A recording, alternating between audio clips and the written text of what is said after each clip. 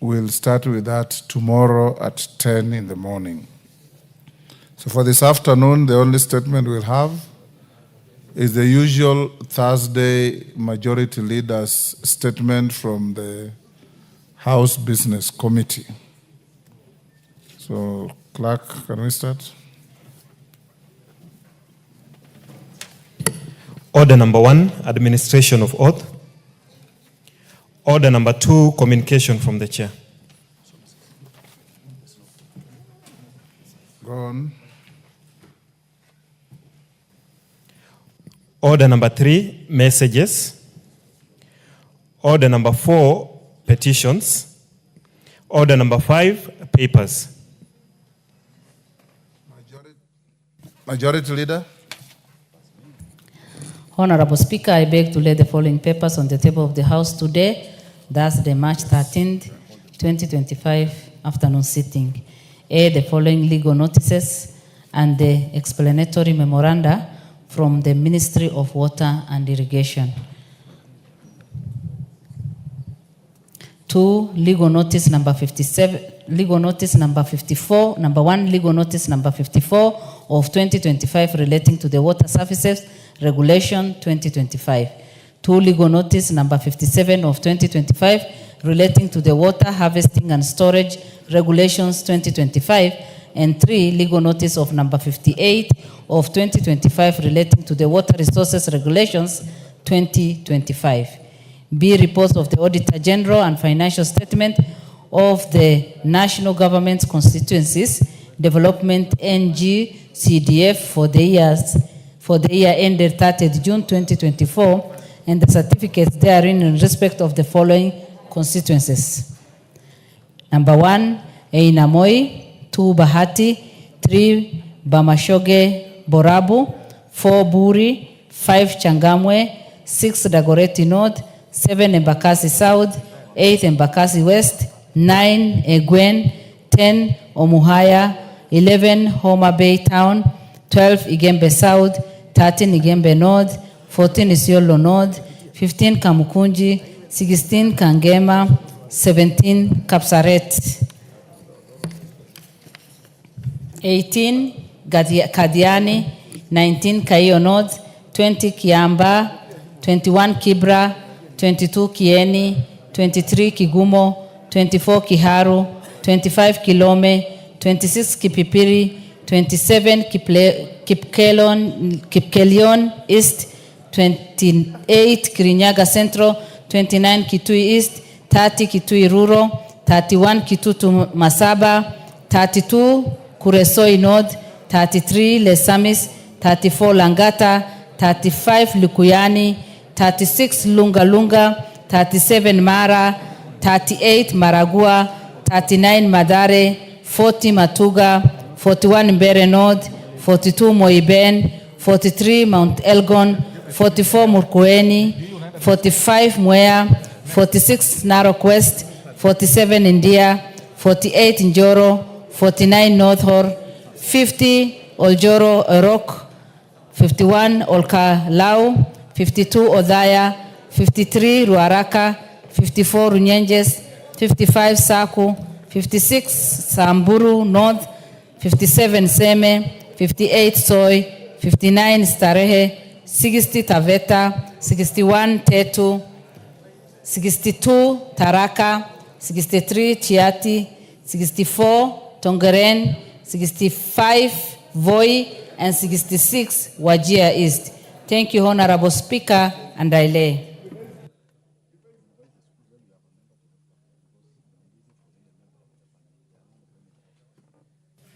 Chairperson, Departmental Committee on Finance and National Planning. Finance, Majority Leader. Majority Leader. Where is the Chairperson, Departmental Committee on Finance and National Planning?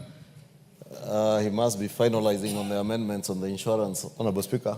Okay, we'll skip that. Next order.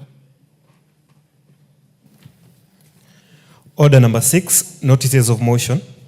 Same chair is not here. Order number 7, Questions and statements. I say the only statement that I'll allow is the majority leader's usual statement, but majority leader, before that, take your seat.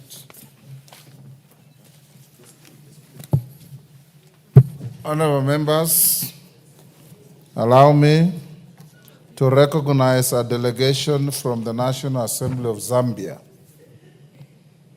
I wish to introduce to you a delegation from the National Assembly of Zambia, comprising of members of the Steering Committee on the Establishment of the Parliamentary Institute of Zambia, who are seated in the Speaker's row. They are, and when I mention you, honorable members, you stand up for acknowledgement. Honorable Malungo Chisangano MP, First Deputy Speaker and Chairperson and Leader of Delegation. Honorable Stephen Kambiongo MP, Member. Honorable Machila Jamba MP, Member. Honorable Remember Mutale MP, Member.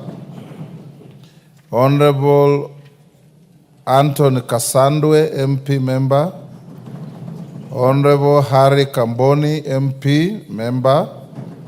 And Cecilia Sikatele, Deputy Clerk, Corporate Affairs. Honorable members, the delegation, accompanied by 5 other officers from the National Assembly of Zambia, is visiting our parliament for a week-long benchmarking visit at the Center for Parliamentary Studies and Training, CPST. On my behalf and that of the National Assembly of Kenya, I welcome them to the House of Parliament and wish them fruitful engagement during their stay in the country. I know Honorable Osoro has asked me for a minute to acknowledge them, but let me finish acknowledging these schools. In the public gallery, we have Mirangine Secondary School from Olkalau, Nyandarua. Can you acknowledge your visitors, honorable members? Rarakwa Girls School from Kigumo, Muranga. Olare Secondary from Ainabkoi, Wasingishu.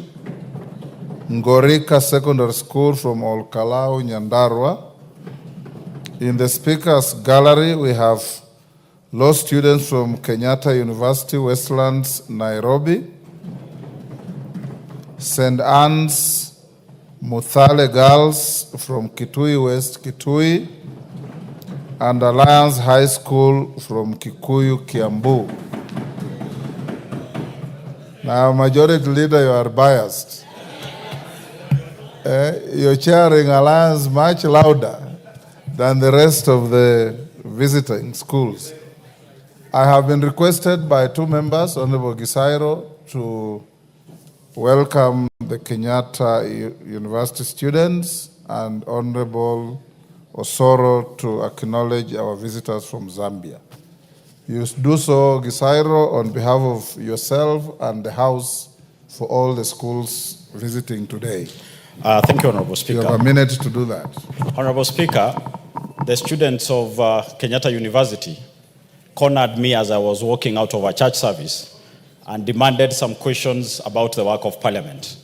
I took some time to explain to them, and I also welcomed them to come to this house so that they're able to understand, I have a real feel of what legislators do.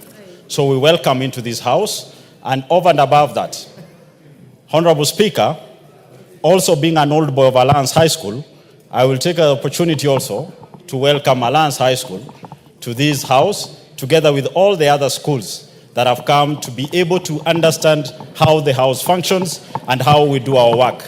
Lastly, Honorable Speaker, I happen to have worked and lived in Zambia, in Dola, working at NDINDI refinery. So therefore, I will take again this opportunity to also welcome the delegation from Zambia as a place I've worked and lived in, into this house. Thank you, Honorable Speaker. Thank you, Osoro. Thank you very much, Honorable Speaker. Honorable Speaker, I indeed asked for a minute to appreciate the delegation from Zambia for the hospitality they accorded us when we visited them as the House Business Committee. Yes. actually with you, Honorable Speaker. Yes. I think sometimes, if not last year, it should be the last year but one. Now I'm reminded by the Majority Leader that it's last year when we visited Zambia. And of course, it was a learning experience in Zambia, and we hope that even as they traverse around the country, in this country, in Kenya, we hope they will be sharing the experiences on the legislative duties and procedures on how we work, in terms of our legislative duties, Honorable Speaker. And we hope to reciprocate the visit again in the near future, because I was making fun of them, of course, when we were having lunch, that we may not meet the hospitality they accorded us when we visited them in terms of the food they gave us, Honorable Speaker. And I told them that please extend the invitation again very, very fast so that we can come and enjoy the meal that we enjoyed and the experiences that we shared in terms of the legislative duties that we all hold. So on behalf of the House Business Committee and this House, we wish to appreciate the honorable members led by the Deputy Speaker of Zambia. Thank you very much, Honorable Speaker. Thank you, Majority Whip. Nyamai. Rachel, 1 minute. Thank you, Honorable Speaker, and thank you for giving me this opportunity. I would like to welcome all students that have come to visit Parliament today, but I would like to specifically welcome students from Modale Girls. Honorable Speaker, I went to Modale Girls many years ago, and I still have the memories of the encouragement that we were given by our teachers and our principal, Mrs. Mbuko. This is a school that made me who I am. And I would like to encourage these girls, together with other girls from other schools, that you can be what you want to be, as long as you focus on your studies and listen to your teachers. This is the August House where laws are made, and this is a place where you can be in the future and be able to shape the leadership of this country. Welcome to the August House. Thank you, Honorable Speaker. Reluctantly, NYORO, 1 minute. Give NYORO a minute. Oh, thank you. Thank you, Honorable Speaker. I want to welcome all students into Parliament, and especially Rarakwa girls from my constituency. It's one of very few schools. We only have 3 girls' schools in Kigumo. And I want to encourage them and let them know that currently we are seated here and they have an opportunity to learn and be able to sit where we sit. And I wish them well, because they've been doing very well in exams, and a safe journey home. Thank you. Thank you. Kemei, Justice. Yeah, thank you, Mr. Speaker. I wish to welcome the honorable members from Zambia. And Mr. Speaker, I've been to Zambia over 5 times, and I can tell you it's a great country. I was also in school at the University of Wales with 3 students from Zambia, and they were very hardworking. Welcome to Kenya. Thank you, Mr. Speaker. Jared. Honorable Speaker, I thank you for the opportunity. Honorable Speaker, the country Zambia actually came up with CDF way ahead of us. And when our parliamentarians in the 10th Parliament was writing the laws around CDF, they borrowed heavily on what was already existing as Constituency Development Fund in Zambia. And today, I'm very happy that they have come to benchmark on our CPST. So that tells you how knowledge is being shared across the globe, Honorable Speaker. And I thank you for the opportunity, and we encourage them to continue doing the good work with their CDF. Thank you, Majority Leader. Zambia Gitonga is also seated next to me. So it's called Zambia Gitonga. So he should join his colleagues soon after this. His name has nothing to do with Zambia. And yes, Majority Leader. For the statement or to welcome? For your statement, and you can welcome your pet school, Alliance. 2 of my sons went through that school as well. Thank you, Honorable Speaker. It's called The School. So allow me, Honorable Speaker, before I read the usual Thursday statement, on behalf of the House and on my own behalf, to welcome the school that we host in Kikuyu, The School, The Alliance High School.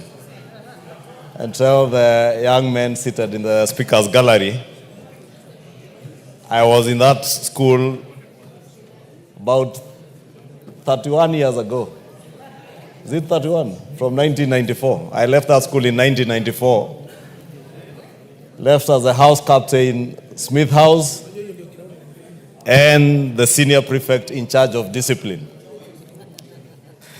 So they know what happens when you get indisciplined at the school. Honorable Speaker, also allow me to recognize the other schools, the one from Kitui and the delegation from Zambian Parliament. And it's true, as Honorable Soro says, we did visit the Zambian Parliament as members of the House Business Committee, and were indeed accorded and very they good accorded hospitality. us a very good welcome. Very, very good, extremely good, Honorable Speaker. Yes. I happened to miss that opportunity to visit, Yes. but when the whip came back, Yes. he has always had stories about the Zambian Parliament and even how the parliamentarians live with constituency houses in the city of Lusaka. Therefore, we have a lot to learn also from them, even as they seek to learn from us on matters CPST. Honorable Speaker, moving on to the Thursday statement.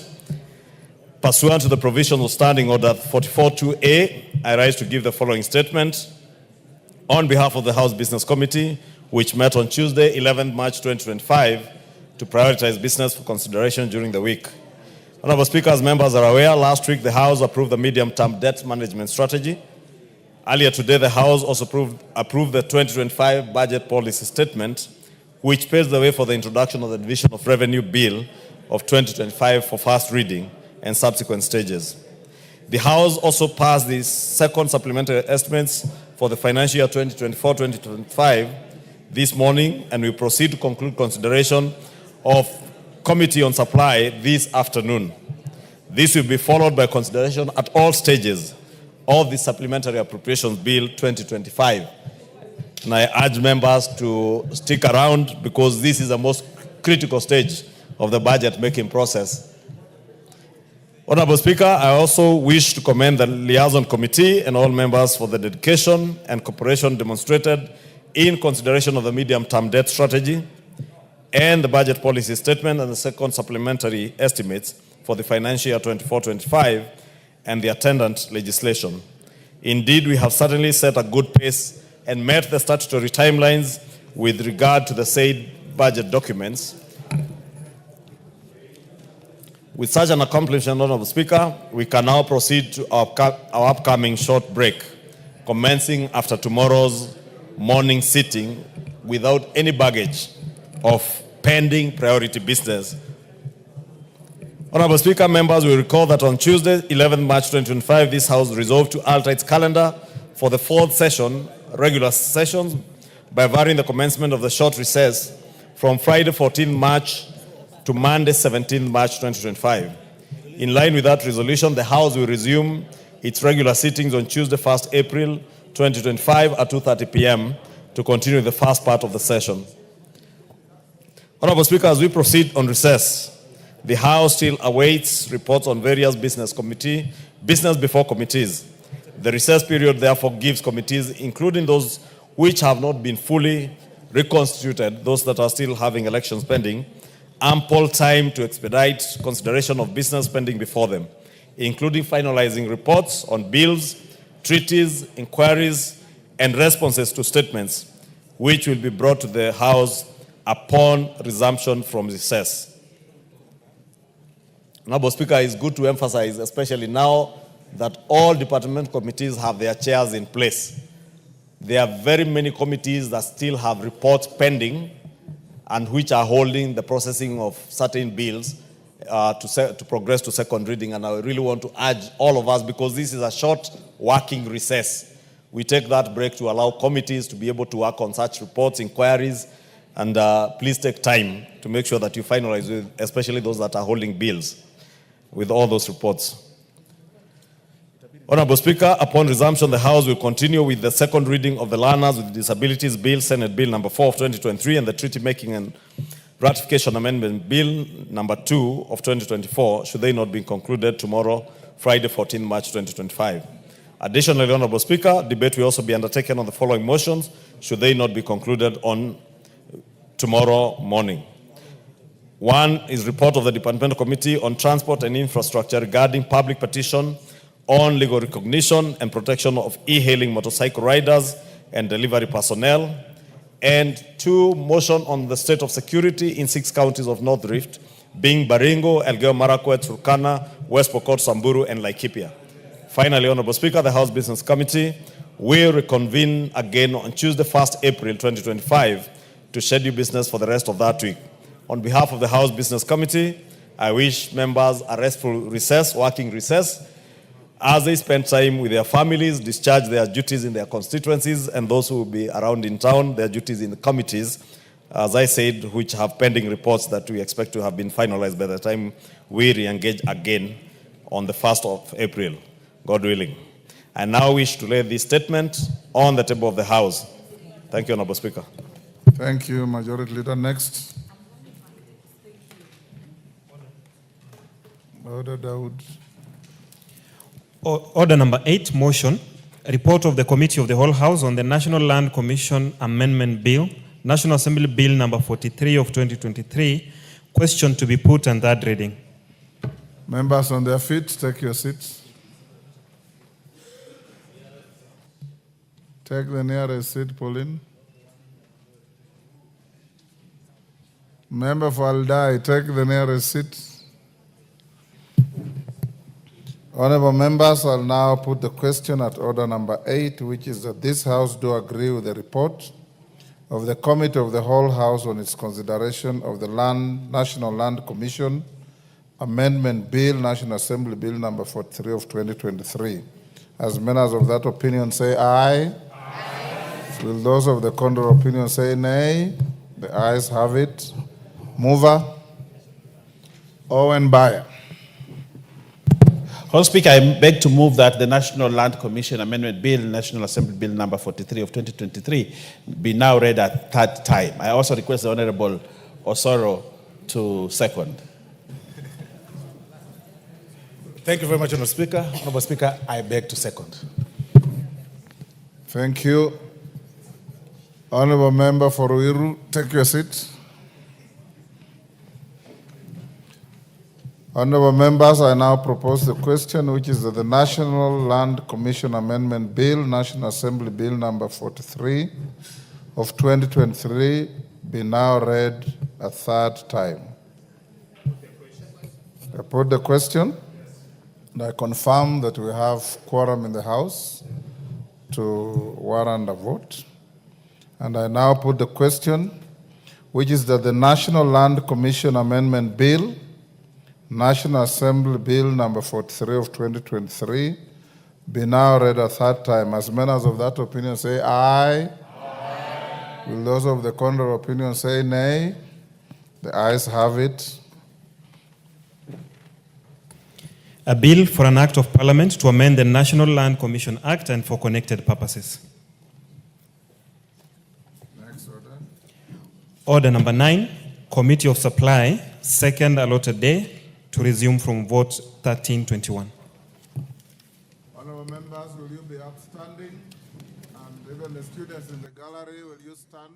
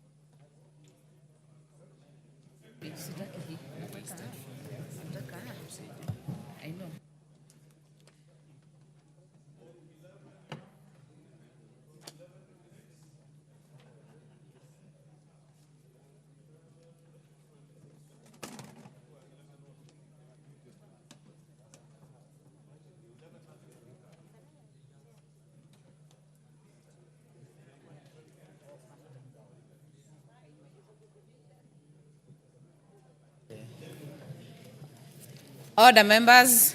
We are back to the Committee of Supply on the second supplementary estimates for the financial year 2024-2025. We had processed up to vote 1311. Vote 1321, Witness Protection Agency.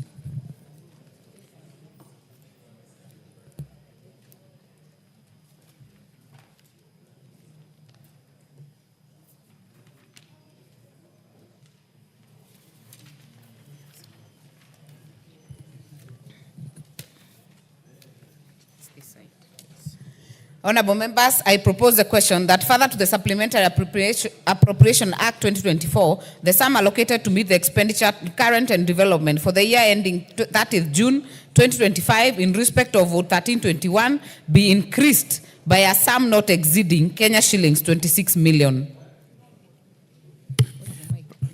Program being revised under vote 1321, Witness Protection. I propose the question that the program being revised under vote 1321 as read out and sums allocated in the schedule be approved.